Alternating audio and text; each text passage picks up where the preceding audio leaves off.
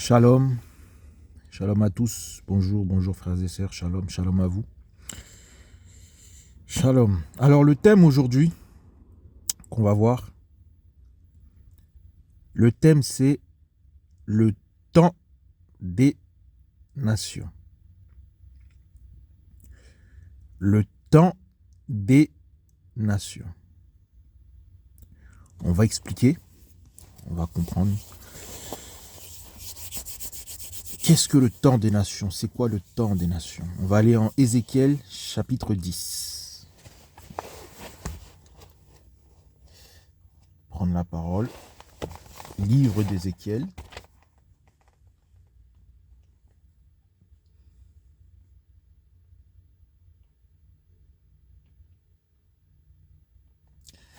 Ézéchiel chapitre 10.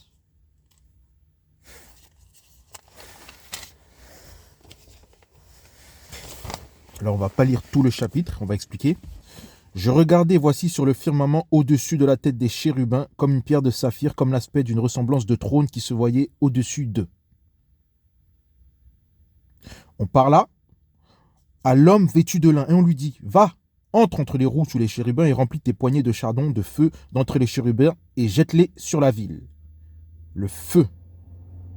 Et oui, si on est en Israël, on va descendre plus bas, Ézéchiel 10, chapitre 10, verset 4, pardon. Puis la gloire de Yahvé s'éleva au-dessus pour venir sur le seuil de la maison. Ici, il est question du temple. Le temple. Dieu va quitter le temple.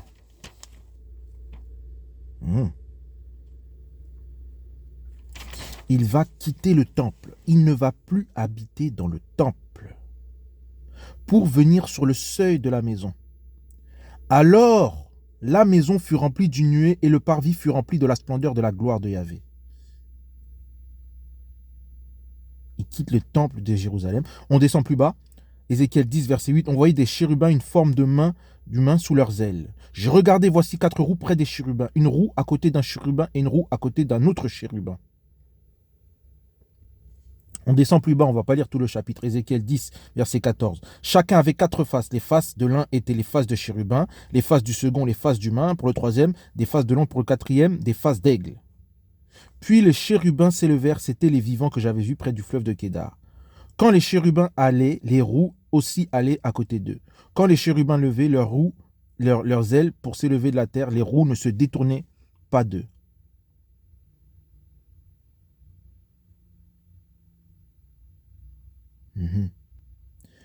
Ézéchiel 10, verset 19, les chérubins levèrent leurs ailes et s'élevèrent de la terre sous mes yeux. Quand ils sortirent avec leurs roues, ils s'arrêtèrent à l'entrée de la porte orientale de la maison de Yahvé, le temple, et la gloire d'Élohim, de l'Élohim d'Israël était sur eux en haut. Ils ont quitté le temple. Ils ont quitté le temple. Et oui.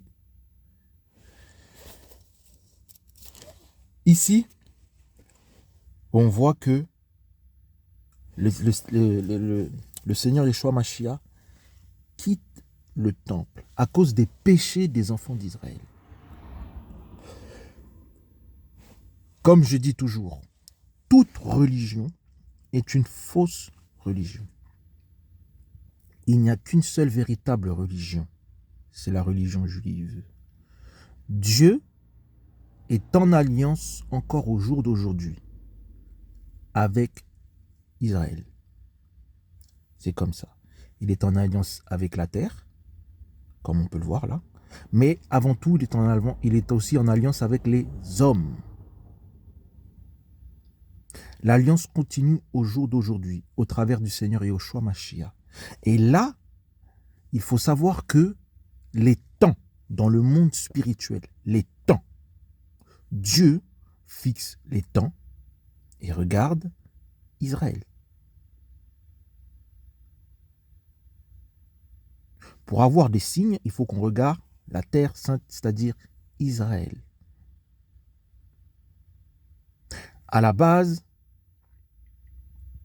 Dieu avait appelé le peuple juif pour évangéliser, pour prophétiser, pour apporter la parole aux quatre coins du monde. Les Juifs de l'époque. Mais ils ont fait n'importe quoi. Au passage, en précision, je précise, c'était les Juifs noirs. Mais bon, ça, c'est pas le thème. Ils ont préféré se détourner du Seigneur.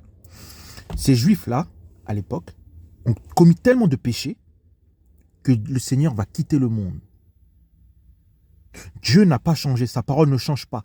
Dieu voulait diriger, gouverner depuis Israël, au travers du peuple juif. C'est ce qu'il faut comprendre.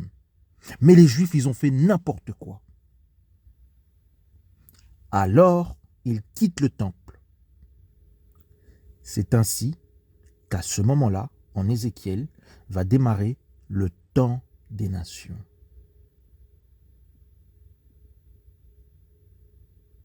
C'est à partir de ce moment-là que va démarrer le temps des nations. Le temps des nations où chaque nation va avoir son heure de gloire, jusqu'au retour du Seigneur Yoshua Mashiach. Les enfants d'Israël sont enfants de la promesse. Ils avaient été choisis pour apporter la parole, pour répandre la parole de Dieu. Ils n'ont pas accompli leur mission. Dieu voulait diriger depuis Israël avec le peuple juif, afin que tous se convertissent, toutes les nations aux alentours se convertissent également au Seigneur Yeshua Mashiach. Cela n'a pas été fait à cause du peuple juif. C'est ce qu'il faut souligner. Donc le temps des nations va démarrer à partir de ce moment-là. Et chaque nation sur la terre que vous voyez a eu son moment et son temps de gloire.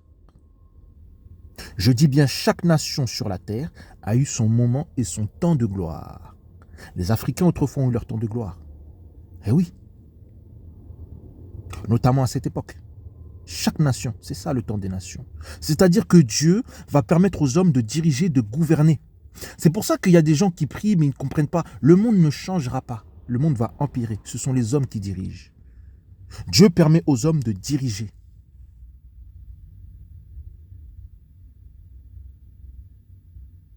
Voilà, c'est ce qu'il faut comprendre. C'est ça le temps des nations. Maintenant, on va aller dans le livre, on va aller en Apocalypse 16. On va prendre plusieurs passages. On va prendre le psaume. D'abord, on va aller dans le livre de psaume. C'est le temps des nations. Donc, le monde ne va pas changer. Ça va empirer. Ce sont les hommes qui dirigent. Les hommes qui décident. Le temps des nations.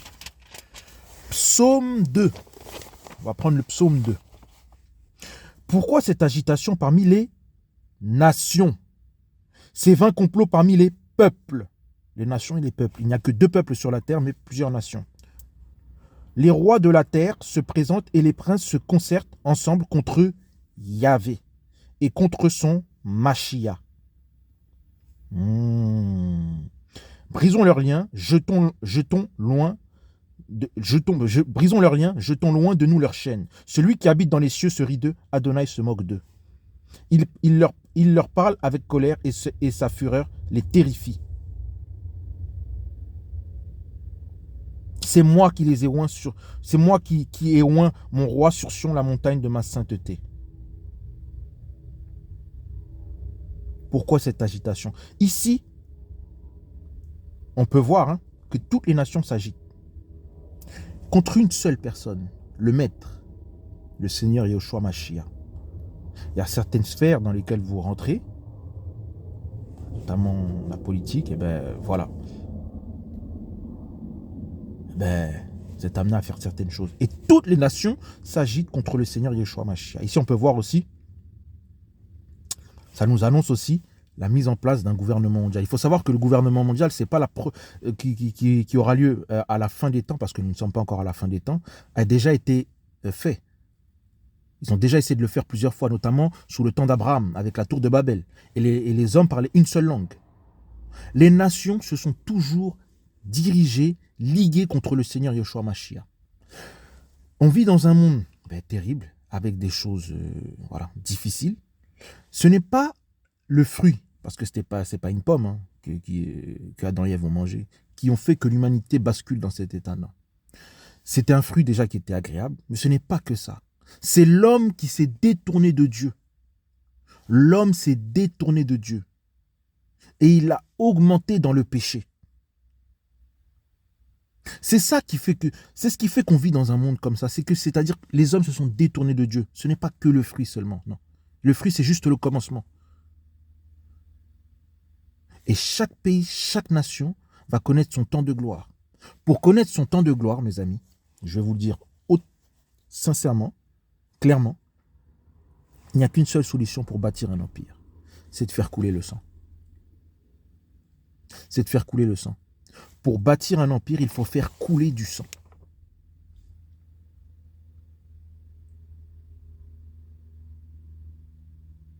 Donc il faut qu'il y ait des guerres. Donc vous voyez, le monde ne va pas s'arranger. C'est leur temps, c'est leur temps, c'est leur temps aux nations de dominer, c'est leur temps aux nations de régner. Pour qu'elles règnent, il faut qu'elles fassent la guerre, il faut qu'elles fassent couler du sang. Il leur faut des âmes. Apocalypse 16, versets 13 à 15.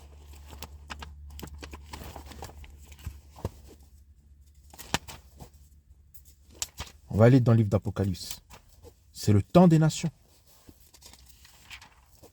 où les hommes vont gouverner. Apocalypse 16,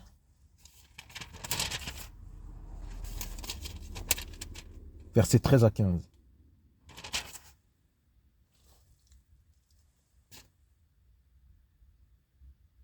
Regardez.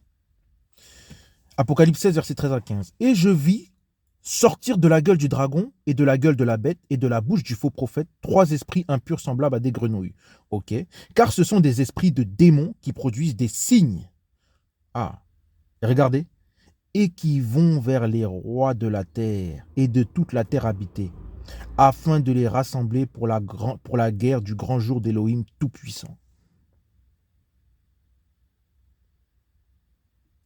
Les nations vont se liguer contre le Seigneur à la fin des temps. Nous ne sommes pas encore à la fin. Apocalypse 17, versets 12 à 13.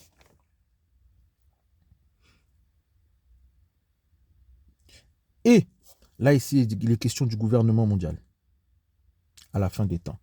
Et les 10 cornes que tu as vues sont 10 rois qui n'ont pas encore reçu le royaume, mais qui reçoivent l'autorité comme roi pour 1 heure avec la bête.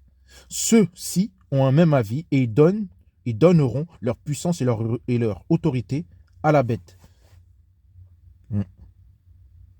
On voit clairement ici là, la mise en place du gouvernement mondial qui va avoir lieu. Satan ne fait que singer. Satan ne fait que singer. Ils donnent leur puissance et leur autorité à la bête. Satan ne fait que singer. Dans le monde spirituel, les anges se prosternent et jettent leur couronne au maître. Satan ne fait vraiment que reprendre. On va aller en Luc 21, versets 20 à 25. Alors les gens qui prient pour le monde, pour que le monde change, non. Il faut comprendre, il faut lire la parole. Ce qui est vrai avec la parole, avec la Bible, c'est que tout finit par s'accomplir. Elle est véritable, la parole. Tout finit par s'accomplir.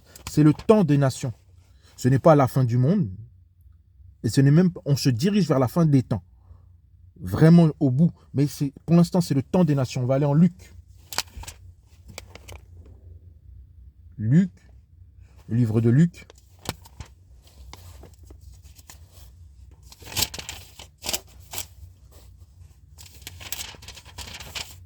Luc 21, versets 20 à 25. Ok. On va lire, on va comprendre. Mais quand vous verrez Jérusalem encerclée par des armées, sachez alors que sa désolation est proche. Alors ceux qui seront en Judée fuient dans les montagnes, et ceux qui seront au milieu d'elles sortent, et que ceux qui seront dans les champs n'entrent pas en elles. Car ce sont là des jours de vengeance, afin que soient accomplies toutes les choses qui sont écrites. Et oui, tôt ou tard, tout finira par s'accomplir, tout ce qui est écrit dans la parole. Mais malheur aux femmes qui seront enceintes et à celles qui allaiteront en ces jours-là, car il y aura une grande calamité sur le pays et de la colère contre ce peuple. Et oui, le peuple juif qui a appelé à être persécuté. Et ils tomberont sous le tranchant de l'épée, ils seront emmenés captifs parmi toutes les nations, et Jérusalem sera foulée aux pieds par les nations. Regardez. Jusqu'à ce que, Luc 21, verset 24, jusqu'à ce que les temps des nations soient accomplis. Les temps des nations. Vous voyez, les nations, elles ont un temps de règne, un temps de gloire. Ça a été permis par Dieu. Ça a été permis par Dieu.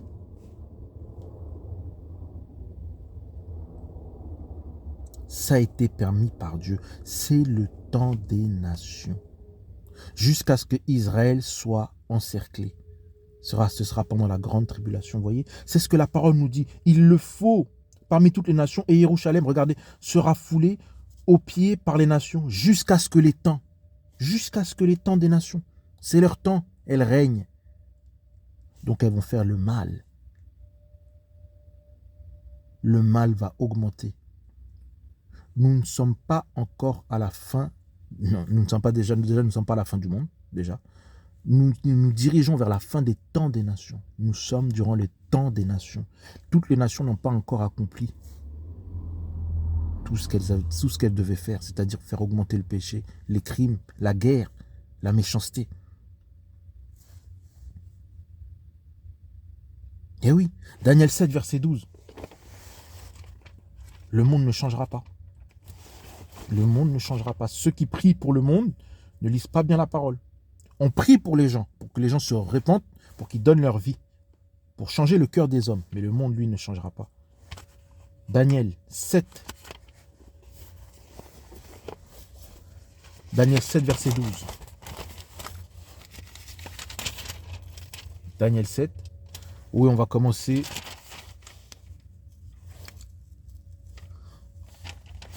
On va commencer on va apprendre Daniel 7, verset 7. Alors je regardais dans mes visions nocturnes, et il y avait une quatrième bête, effrayante et terriblement, extraordinairement forte. Elle avait de grandes dents. Regardez, elle mangeait, brisait et foulait aux pieds ce qui restait. Elle était différente de toutes les bêtes précédentes et avait 10 cornes.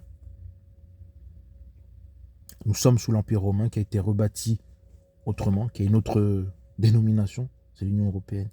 Vous voyez, elle mangeait et brisait et foulait aux pieds tout ce qui restait. Et oui, il va se passer pas mal de choses. Beaucoup de mauvaises choses durant ce temps des nations. Beaucoup de mauvaises choses. Elle mangeait, on nous annonce de mauvaises choses. Et oui, l'humanité ne va pas changer. Les hommes vont courir toujours plus derrière l'argent, derrière les choses de ce monde. Ils seront prêts à tout pour les obtenir. Il y aura encore plus de guerres. Oui, plus de guerres. Plus de drames, plus de catastrophes aussi. Apocalypse 19. Regardez, jusqu'à ce que le Seigneur vienne. Tant que le Seigneur ne vient pas. Apocalypse 19, verset 15. Et de sa bouche sort une grande épée tranchante, afin qu'il en frappe les nations. Les nations, vous voyez? Les nations, elles ont un temps, afin qu'il en frappe les nations. Eh oui. Donc c'est ce qu'il faut comprendre. Beaucoup de gens disent que nous sommes à la fin du monde, que c'est la fin et tout ça. Non, nous sommes durant le temps des nations. Les hommes gouvernent, les hommes dirigent. Voilà. Ce sont les hommes qui dirigent. Leur temps va s'accomplir, c'est ce qu'on nous dit en Luc 21, versets 20 à 25, lisez. Il faut qu'ils accomplissent leur temps, qu'ils fassent encore beaucoup plus de mal. Non, ce n'est pas encore la fin du monde. Et oui, il va se passer pas mal de choses, beaucoup de signes, des catastrophes, notamment ici en France, des catastrophes naturelles, des guerres, partout encore à travers le monde. Des attentats, c'est pas terminé encore. Voilà. Donc c'était ça le thème, c'est le temps des nations. Ça va être des temps difficiles. En Amos 3, verset 15, vous regardez ce qu'on nous dit. On nous dit que les temps sont mauvais. Les temps seront très mauvais. Il y aura d'autres maladies. Jusqu'à la grande tribulation. Voilà. C'était ça le thème. Bonne journée à vous.